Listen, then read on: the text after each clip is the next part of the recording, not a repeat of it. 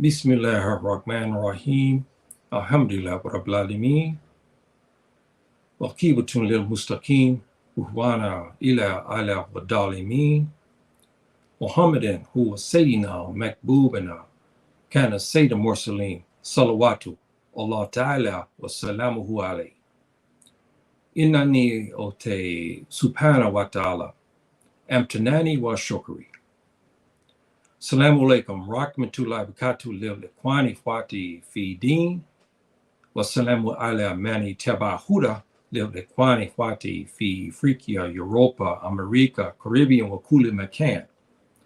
Anjarama, my Fulbe community, my dear brothers and sisters, today I will be covering a topic everyone's probably heard about now, about the attempted coups that has happened in Burkina Faso.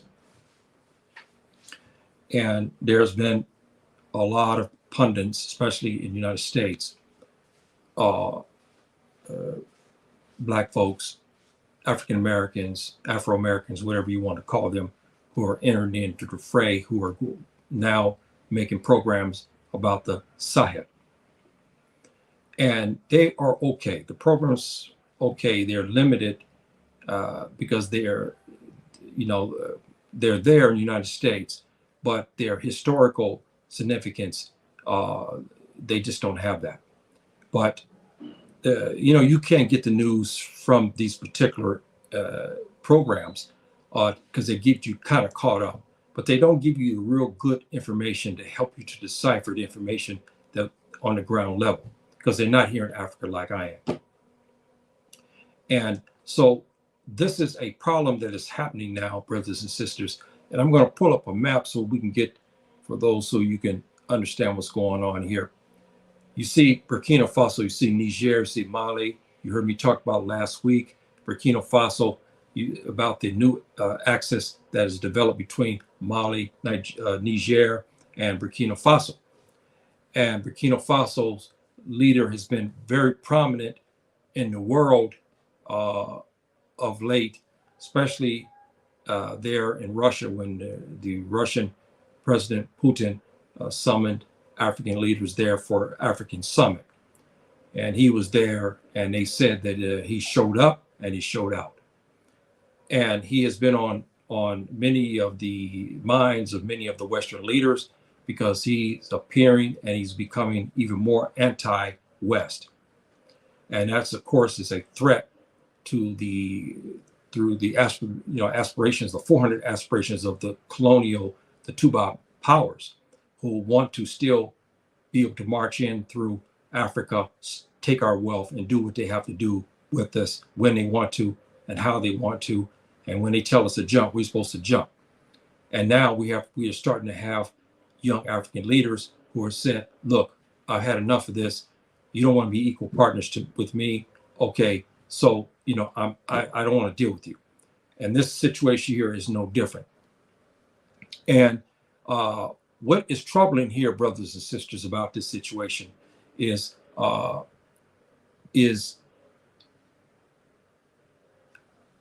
again, who's instrumental behind these things? There's been 2 attempts on our brother's life. Okay, we have 2 attempts, and to take him out and to take out his government. And so we have to ask, who's instrumental in assisting in it? According to some of the articles we have here in Africa, there are officers involved in here. At any time now, brothers and sisters, you have a coup, especially a military coup, you have to ask the question about who trained those officers, because that will give you more indication on who's behind it. See, so this is important. And so we know why they want to overthrow it, because any African leader who is not catering to the West is a target from them to be overthrown or killed. Because again, the West are not equal players. They're angry with people who talk against them because they want us to keep quiet. They don't want us to talk. They don't want the Africans to wake up. because they've had their enjoyment. They've become enriched from what Africa has given them. The United States became rich because of the human trafficking known as the transatlantic slave trade. The Europeans had a slave trade also, but they began to take out the wealth of, you heard me talk about gold and everything else, and they used this to enrich their nations. And then they created a money market that basically benefits them and has benefited them for a long period of time. But you see that money market today is sick. And this democracy is very sick. And this democracy is killing governments and the hope and aspirations for all the people around the globe. So this is why they are very upset as it is about this issue. Burkina Faso reported the second attempt on the government of our brother here, who was instrumental in assisting in it. Who was it? What I have read here about some officers is very interesting. One is a Fulani, General Kita. He's Fulani, and the others. And they gave the training where they were trained. And two of the officers, one was trained in Britain, the other one was involved in American, war generals, generalship, how to command troops in combat, and so forth and so on. One was American, one was British. We have also French. So we don't know which one of those was involved, or all of the Western powers, the French, the British, and Americans involved. We do not know for certain. I know one pundit I heard yesterday talk from the United States claimed that it was France. But I beg to differ with my dear sister who made this report, because she didn't give us the background. She only said, well, because the French this, French that. Yes, we know the problems of the French. But anytime, brothers and sisters, when you deal with Africa, memorize that. You heard me talk about many times. You need a playbook. I'm telling you, if you don't understand that playbook, you are dead water, because you have to understand the ethnic loyalties in it. And you have to understand the region and the history behind it, because these things have been revolving for hundreds and hundreds of years. And so it's easy to sit in Texas, it's easy to sit in Alabama or in Los Angeles and make comments about the Sahel. If you want to read from what the newspaper says there, okay, it's fine. And just give a broad, broad brushing. It's okay, this happened in Niger, this happened here. But in order for you to really get to give our people the news, you have to do your research and you have to do your studies, and you should master, in particular, the Sahel in West Africa, understanding the history. But in order for you to understand the history of West Africa and the Sahel, you must understand North Africa as well. Because as you heard me talk, the Fulani, the Hausa, the Bambara, the Seneke, all of them have been up to the north, and they have intermarried with the Tuareg and the Amazigh a lot. So this is why you see those who look like Fulani and so forth, like here in Al-Maghrib. Especially when you start going to the south, you start seeing brothers and sisters. You saw my program. I showed you people. You were shocked when I told you they were Moroccans, but they actually look Fulani, because they are Fulanis, but they're Fulani from heritage. When the Fulani came up to the north and formed many of the sultanates of Al-Maghrib, right? And so many of the sisters here are Fulani, but they don't speak Pular, they don't speak any of the Fula dialects, but they do speak Amazigh, and they speak Arabic as well. See, so we have to get an understanding when we start talking about our brothers and sisters in the Sahel and in West Africa. You must understand the ethnic loyalties. You have to understand who is governing, because all of this makes a major, major thing. Like in Niger, when Niger was overthrown, I saw the same pundits talk about what happened, but they didn't give you the background. I'm sitting here, wait, okay, I understand that. Yes, I said, but tell me who's involved and so forth and so on. What ethnic group? Because that's important. And I didn't get that.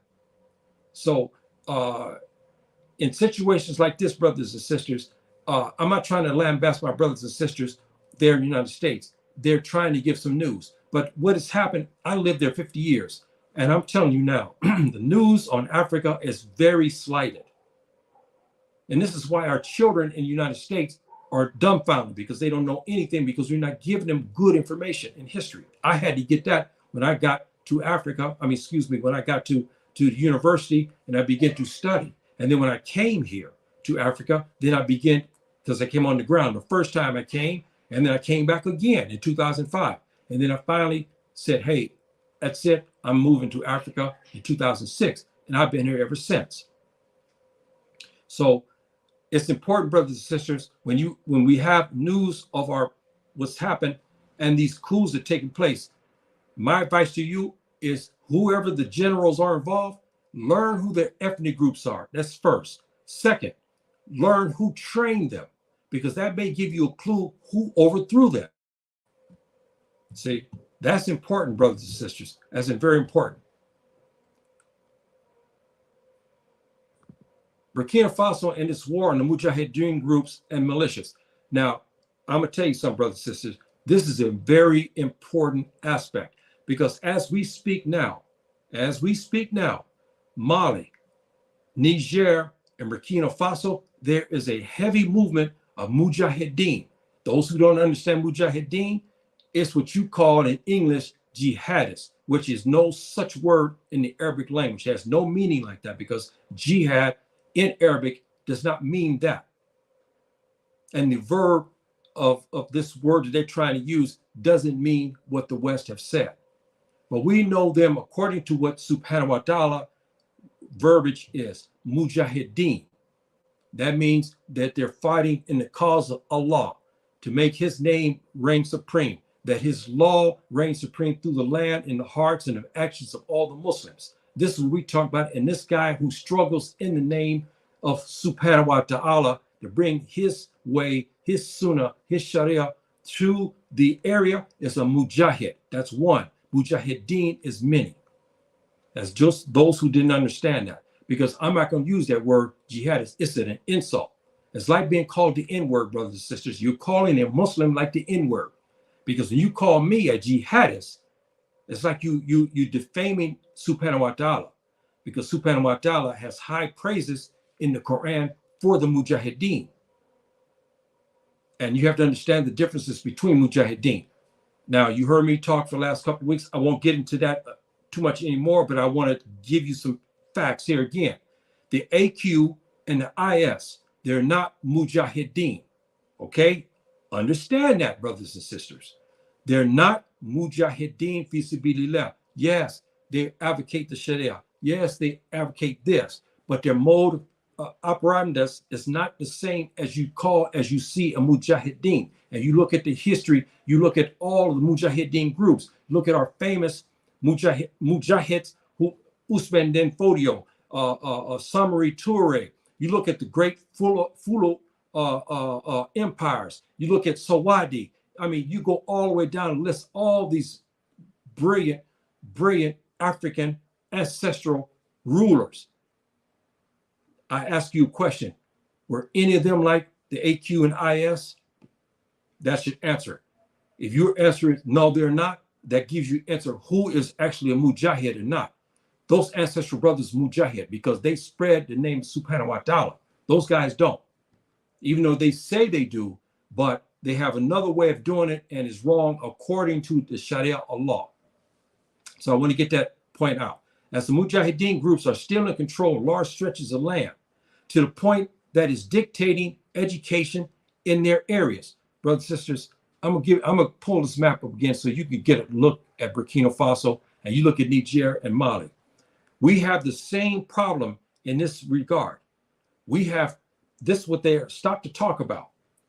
The mujahideen are controlling large portions of those three countries, Mali, Niger, and Burkina Faso, to the point that now they have closed up many schools. They have even routed many of the teachers. They even killed many of the teachers. If they refused to teach Islamic studies, they were thrown out. So we have that problem that's manifesting itself there in those three areas, and Burkina Faso in particular. So again, brothers and sisters, This is an important aspect.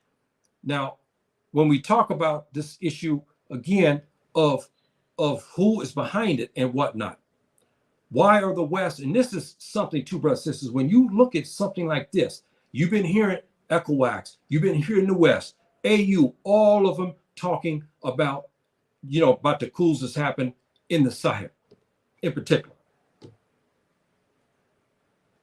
They have been quiet about the attempts on our brother's new government in Burkina Faso. I wonder why. Did all these groups are meant here, the West, the AU, the ECOWAS, were they all involved in it? Or did they all know that these things are transpiring? Did they help fund this? Because they're awfully quiet. And this shows the hypocritical position they have, because they go what the West tells them. They said democratic ways and means. But the answer to that is not democratic ways and means, it's who the West deems that. And there's another serious allegation that's on YouTube. I saw it yesterday, and the person brought up a lot of proofs. I could not believe it. Brothers and sisters, I should give you the link to that, but maybe that's another story. But it shows that the Ghanaian president, and it shows his picture playing Uncle Tom, giving information about West African governments who are not falling in line to the democratic ways and means, who was sitting across the table from him with the tubob from the United States. I saw this thing, and you know what? I watched some of it and I turned it off. I couldn't. This has been our problem, brothers and sisters, in Africa, especially West Africa. The tubob could not take out 12 million of us without the complicity of other Africans. They could not have stolen our wealth without the complicity of Africans. They could not overthrow and take and steal our resources that we have right now and do what they want without the complicity of other Africans. The tubob powers have always found black faces who are willing to trade off their fellow Africans for butter biscuit and some chicken on a table and a few dollars putting in their bank account. And now what we have is we start to have young African leaders who are taking over. They had enough of people in my generation. They sit there and watch people in my generation kissing the boots of the tubob, saying, yes, a boss. When they go meet them in their land, they don't dress like an African. They're just like a European. They dress like the tubob. Our young Africans look at this and they see this. And they're tired. So now they're starting to overthrow the people of my generation because they're dead out. They're gone. They've given our wealth to the tubob. So these young brothers are coming into play now, and they've had enough. Now you see what has happened with the French. The French have been thrown out everywhere. Everybody believes the United States is next. But unfortunately, Niger don't look at it that way. Even though they signed an agreement, Niger has allowed the Americans to still launch operations against my people, the Fulani. Okay, the Fuller people, they still allowing them to operate in this regard. And the ones and our brothers who are in charge right now are Hausa. They are our cousins. The Hausa leadership now is running Niger. They are our cousins. And how are they going to allow the tubob to go kill their kinfolk? Because many times when you see Hausa, he's got Fulani in him. And when you see a Fulani, he has Hausa as well. Even my DNA, I don't care. You pull up DNA, people, and you'll see Hausa, Fulani, Hausa. You see that. They are cousins. And they're allowing the Americans to launch operations to kill the Fulani herdsmen and the Masina group and all the Fulani militias. Why? because they will not accept democratic ways and means.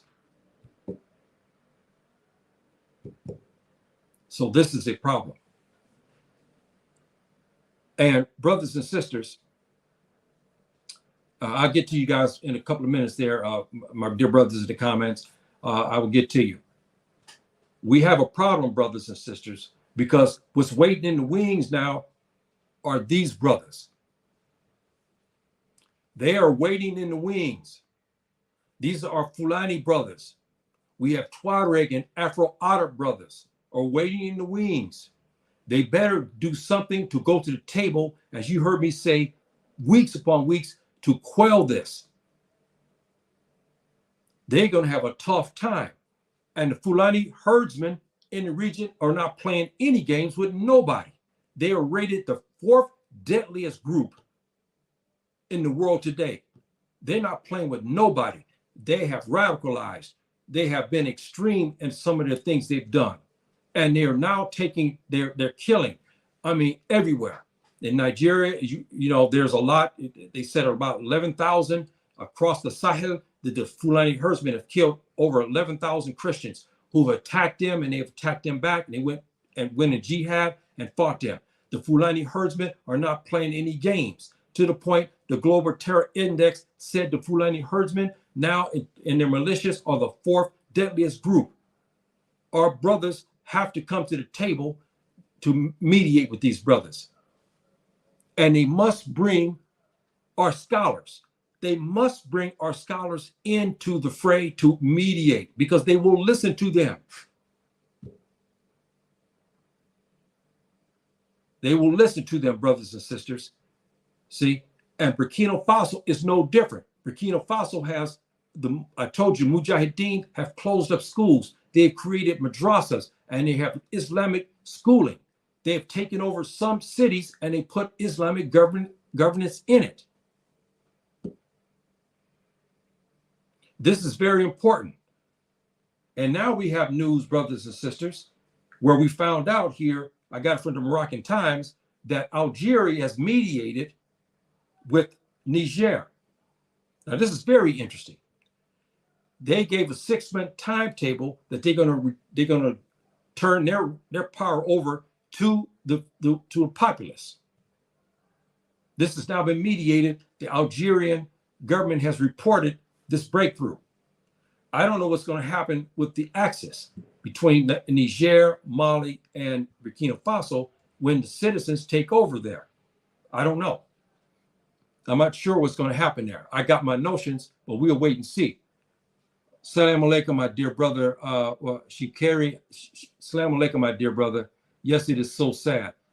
Suleiman, salam alaikum, my dear brother.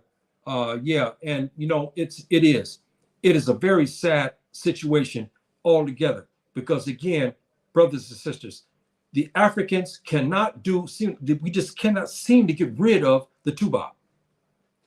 Everything that we do, we talk good, we start to get strong, and suddenly the next day you wake up, you get out of bed, and then you hear our leaders, you see a Tubab standing behind him. I don't understand why we continue to do this.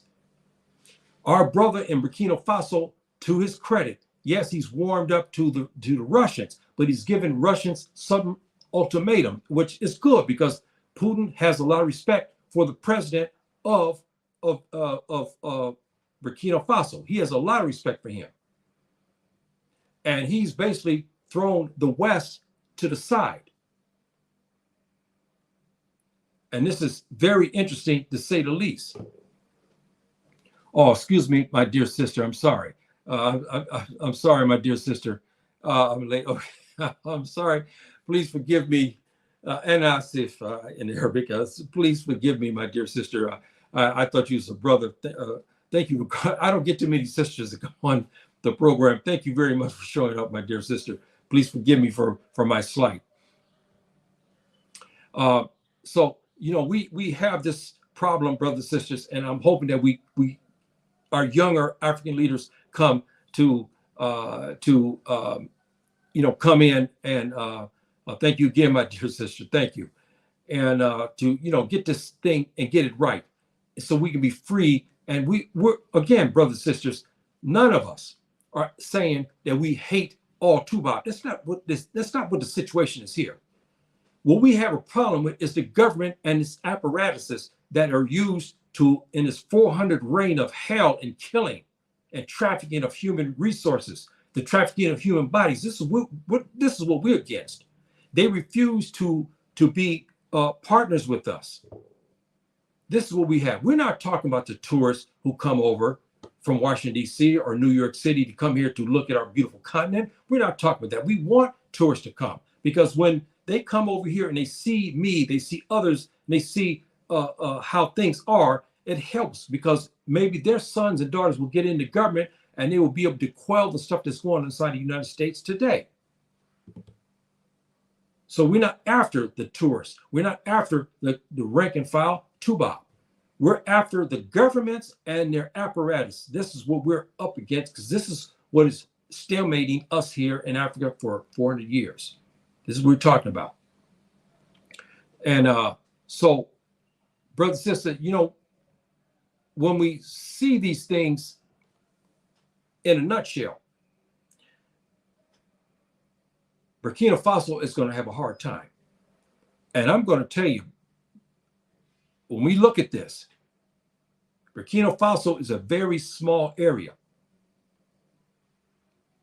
And I hope my brother succeed, but he's not going to succeed unless he goes to the table with the Mujahideen groups. He's got to.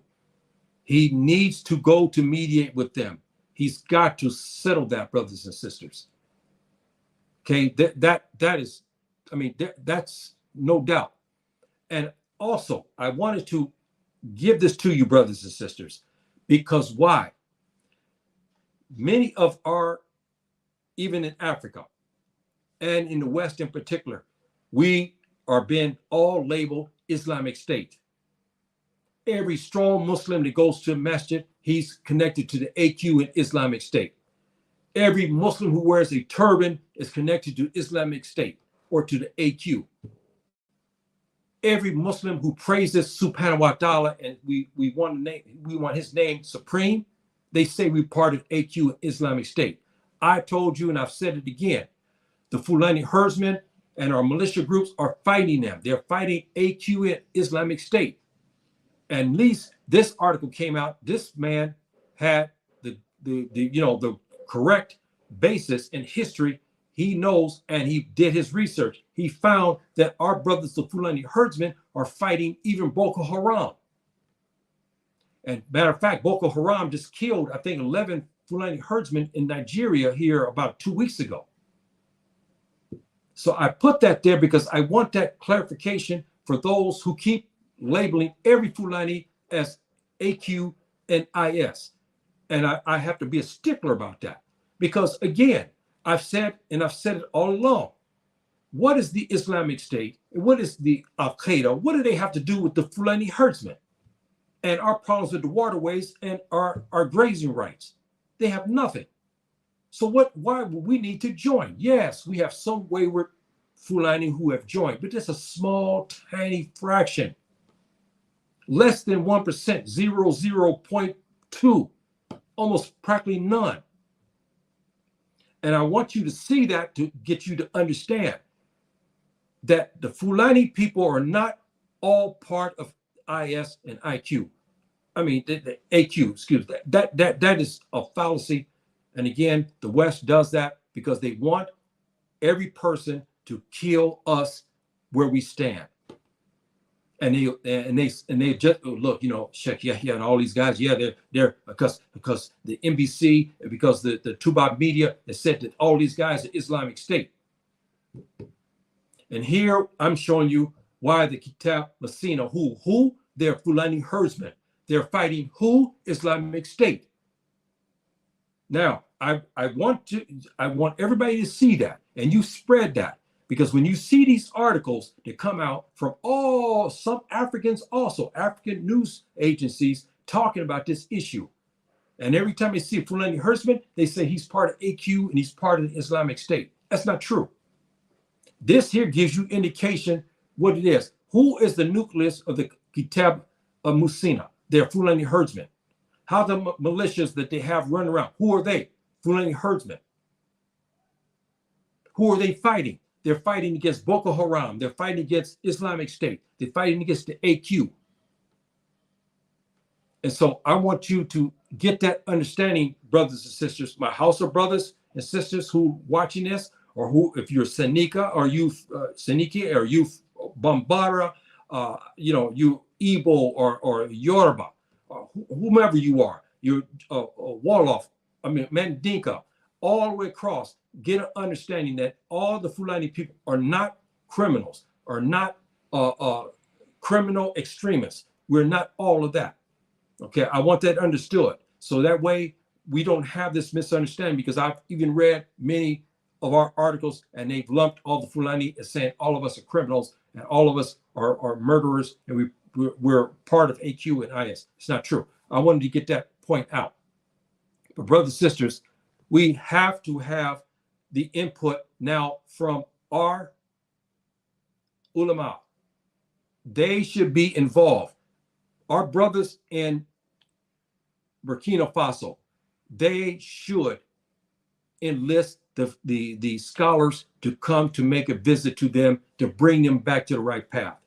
Because again, brothers and sisters, when we listen to our leaders here, our young leaders from Mali, Burkina Faso, and so forth, and even Niger, they don't even mention Subhanahu wa ta'ala's name.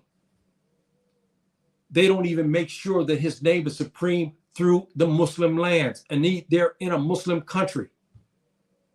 They don't talk about his Sharia. They don't talk about the Prophet alayhi salatu salam either. We need to bring our scholars like this to bring them back to the fold of Islam, the correct Islam, where they'll put Subhanahu wa ta'ala's his sunnah, his Sharia first, and the sunnah of our Prophet first, alayhi salatu salam. So we need to bring our brothers like this to come to mediate. This is important because what you see here, they're coming from Nigeria in particular, but we have scholars everywhere in the Sahel. We have everywhere. They're covering all ethnic groups. And it should be irrespective if they're Hausa or if they're Fulani. Makes no difference. They're Bambara. Makes no difference. They are scholars of Islam. We must love and respect them and honor them and follow them. We talk about the rightful ones, that is. Not just anybody, but the rightful ones only. And we have a lot that we know are paid by the government and so forth. We're not talking about those guys. We're talking about those who are righteous, who are really their fatwas and their training and of the people is per Subhanahu wa ta'ala's sunnah and his sharia. Okay, this is important. We got to bring this factor there, brothers and sisters, because if you don't, you see these Fulani right here, who's there, where in Sudan. You heard me talk about this before. I won't get deeper into this, but the Fulani herdsmen and their kinfolk are everywhere. And these mujahideen who are Fulani are not playing any games. And they're there. They're in Burkina Faso. They're there in Niger. They're in Mali, big time. The Messina group originated out of the area of Mali. And you heard me talk about their empires from the 1400s to 1800s. It was powerful. Even the Fula, Jello, the Emirates of the Fulani there in the late 1600s and 1700s was very powerful as well. We've had sultanates and emirates for hundreds of years, brothers and sisters. These people are brothers and sisters who are involved in this. They want peace, but they don't want to live under democratic ways. Means we need to bring everybody to the table, and we need the scholars to come to mediate so we can stop the stuff and whatnot. And we can't do this by making agreements with the Americans and the British and the French in particular, and the Germans and all these. That's not going to cut it. These guys here do not want to see them at any table. They don't want to see a Tubab sitting at the table watching them. They've had enough of them. If they don't go to the Sharia law, they don't have nothing to do with them. They will listen to these brothers.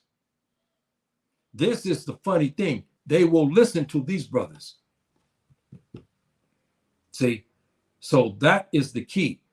And so, brothers and sisters, so the situation in Burkina Faso is a serious matter, because when you have an attempts of a coup, that's serious, and they're trying to overthrow our new brother's government. And again, nobody's talking about that. Everybody's keeping it quiet. And where is ECOWAS with the hypocrisy and so forth, talking about democratic ways and means?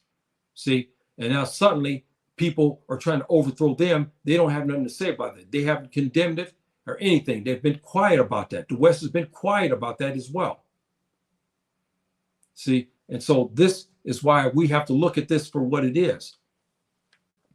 And I was trying to get something here. I wanted to look at something here. Oh, yeah, here we go again, brothers and sisters. Again, see, this is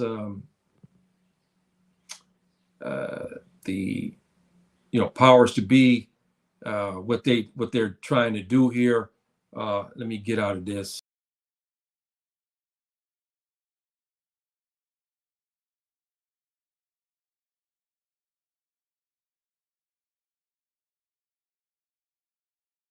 Okay.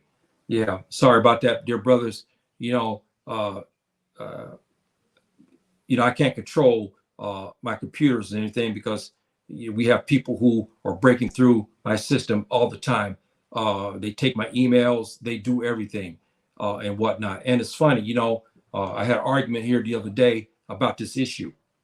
And, these two Bob who are around me, I told you right now, I'm waiting on them to be bold enough to come around me so I can film them and put them on my show, so everybody can see who these bastards are, who hire thugs and gangsters, okay, and whatnot at the masjid, and it's been Malik and so forth and so on.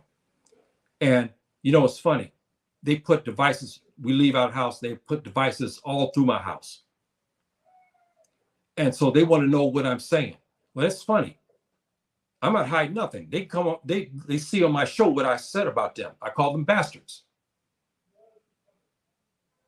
See, so they can put their devices in the house here to spy. This is what they do on all of us. Because here in Morocco, they let it known, because many Moroccans, they don't quite understand what's going on too much in America. And they have Moroccans, a lot of Moroccans are there in the United States, but they don't get the news. So when the Tubac come over here, I'm not talking about all. I'm talking about those working in the government. They come over there and give them a false narrative about you and me. So when they see me, they keep looking, because they're wondering when I'm going to run down to kiss the feet of the Tubac, because the Tubac said that they are masters. And I ain't slave to any of them. I don't have nothing to do with them. They're not even my brothers in humanity, as far as I'm concerned, because the Sharia has labeled them as El Harbi, okay, to be fought at the time when we're supposed to fight them. So I can't fight them with the army and so on and so on. So I fight them with my words and exposing them for what they are. And I hope all our brothers who are in position to do the same thing, because this has to be until we are free. Until we are free, brothers and sisters, until we are free from their menace. Because they've been killing for 400 years. They killed 12 million Africans. You think about this, and the slave trade alone. How many did they kill of us? And they're still killing us today. So that's important factor, brothers and sisters. And you have to do the best way you can. If you have nothing to fight against, you use this. If you can't talk, then you use your heart. You make your dua to Subhanahu wa ta'ala to free Africa, and make sure that Subhanahu wa ta'ala's name reigns supreme through all of Africa, not democratic ways and means, because democratic ways and means are nothing more than a financial arm of the colonials. That's the bottom line, brothers and sisters. Okay, that is the bottom line. The democratic ways and means is the financial arm of the racist colonial governments. And why are we using it when it don't work? Our brother last week, you heard me talk about him last week, no, I think, yeah, I don't have it here. Unfortunately, I don't have it here. No, I don't have it. Our brother from Guinea who talked good about the democratic ways and means, it didn't work. And that was important speech that he gave. Even the other Africans came behind him, start preaching about the Africans should go ahead and adopt that. And here we have all the things we have. We have financial problems. Ghana, Nigeria, all of us have financial problems because of their markets are not good, because they're not in remembrance of Subhanahu wa Ta'ala. They're not from the Sharia. They're not from the Torah either. So that's why we have problems, because Subhanahu wa Ta'ala's name and his Sharia and his Sunnah is not mentioned, nor is his laws abided by. This is why I don't care who you are, Nigeria, I don't care if you Niger, I don't care if you Senegal, I don't care if you Morocco or Egypt or any country, whoever does not use what Subhanahu wa Ta'ala has revealed and his prophet has revealed, you're going to have problems financially. You're going to continue to have problems financially. And this is what we have all through the continent. So remember, democratic ways and means is nothing but the long arm of the financial arm of the colonial regimes, the two-bar regimes. That's their governance. That's their financial system. So why are we using it? You got to look at that. Why are we using it? It's not from the Torah. It's not from the Sharia law. So where is it from? It's from them. It's not from no black man. It's from them. See? So you got to remember that. So brothers and sisters, I'm going to get ready to close here. And, this, I'm just looking at this, these other notes here. They were here talking about they're talking about here also in some of these articles about France and how everybody is basically running away from them. This is a good thing. There was an article here talking about who's next, and everybody believes it's United States next. I'm curious to see how United States is going to do it, because United States, they don't know how to, they should take some lessons from the Russians. The Americans have been so arrogant in their applications and how they come to talk to us here in Africa. They still talk to us as though we are, or we're their stepchildren and they own us, and they think that we are their servants. The Russians don't do that. See, so the Americans come over here and they send racists over here. And now, speaking of that, it's not off topic, but our president of Burkina Faso was adamant in a speech. He said no American's going to come to them to force them to accept homosexuality. This is what the Americans doing now. They're running everywhere trying to force everybody to accept their agenda. He said they're not accepting it here. That's what he said. He's been open about that. He said he's not going to allow it to take place in his country. So this is, again, brothers and sisters, this is very important in how we view our enemies. And Americans are your enemy. I'm telling you that now. We're not talking about the American population generalized. We're not talking about that. We're talking about the government and its apparatuses. And unfortunately, brothers and sisters, they have killed more than 12 million. When you look, that's just on the slave trade alone. But all the others, how about Leopold, what he did in the Congo? How many millions he killed? We've had nothing but a history of killing on this continent by Tuba. They kill us in droves. And so now it's time that we start to wake up and we start to manage our own resources and start to empower our people. We have to do that, brothers and sisters. We must do that. We must come together. We must open up our borders.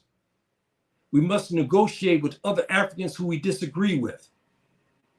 I don't care if they're Hebrews. I don't care if they're Christians. I don't care if they're animists and if they formed a group and they're Juju. I don't care. They're still African.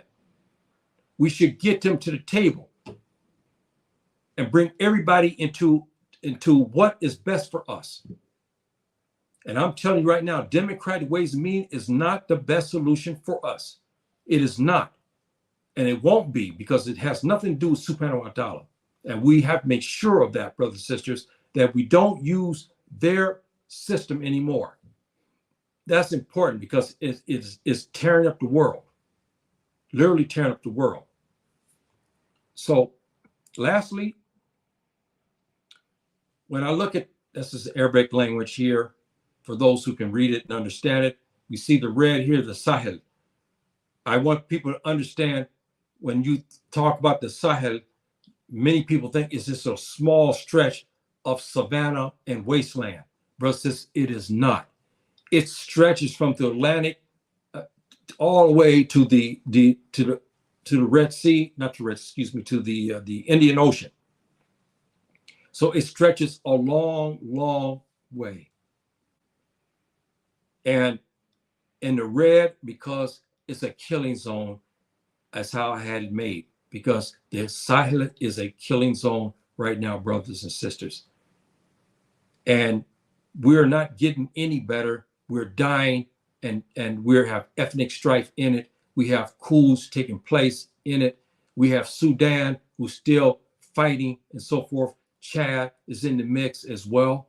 We have Hausa and Fulani are mad at each other, and they're going back and forth. We have Boko Haram, who are killing Fulani. We have Fulani militia groups who are in Nigeria, who are killing as well, killing Christians, Igbo and Yoruba.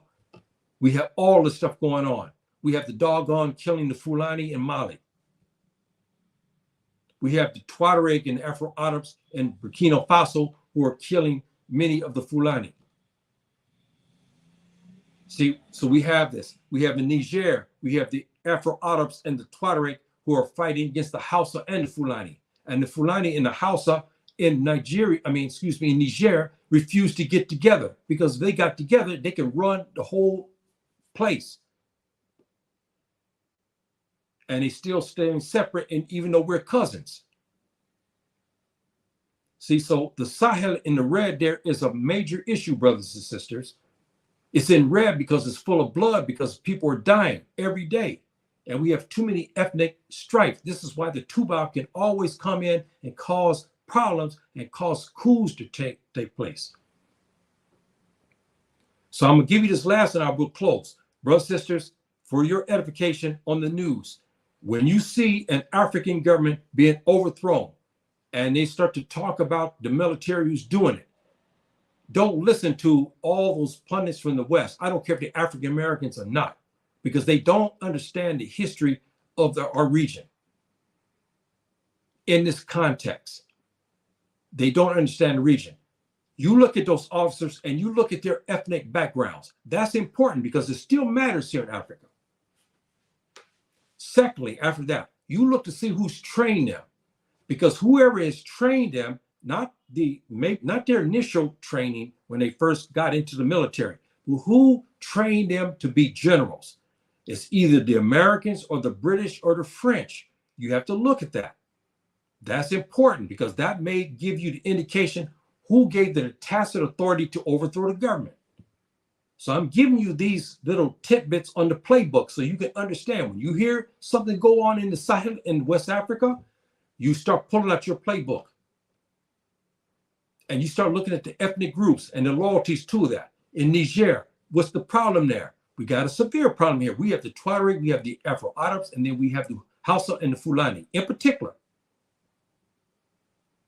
So when one takes over in the reign of government, because the former president, Bazoum, was Arab, okay? He's Arab. He's the first one they've had. And the Hausa, the Fulani in particular, wasn't sitting good with this. Because why? They began to remove many of the Hausa and the Fulani out. And they began to put Arabs and Tuareg in. You see what I'm talking about? You have to understand that. This caused the side people to be fuming and wait for their turn. Say, you know what? I'm going to get this guy. I'm going to do this. We're going to overthrow him. This is what I'm trying to get you to understand, that, brothers and sisters. In this region, you have to have a playbook. If you don't have a playbook, you cannot understand the region. And you must understand the history.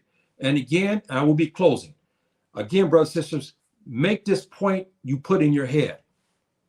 You want to know why this region, this Sahel region is so hot. We got to go back to the 700s, brothers and sisters, when Islam first brought our messengers here to come to give us the teachings. The Fulani brothers and the Hausa brothers took it by storm, and they began to go in jihad. Same with our Seniki brothers, same with our Hapular brothers. They begin to take it. Our Tuareg brothers and our Afro-Arabs also, as they become in the region, they begin to take it hard. So the region has been in jihad one way or another since the 700s. You have to understand that, brothers and sisters. So when you hear the pundits, the Tuba pundits talk about jihad, they don't talk about and give you the history. It's been in the 700s. They have not stopped. The jihad has reigned supreme in this region in red since the 700s. That's right, brothers and sisters. And the coastal West Africa since the 700s.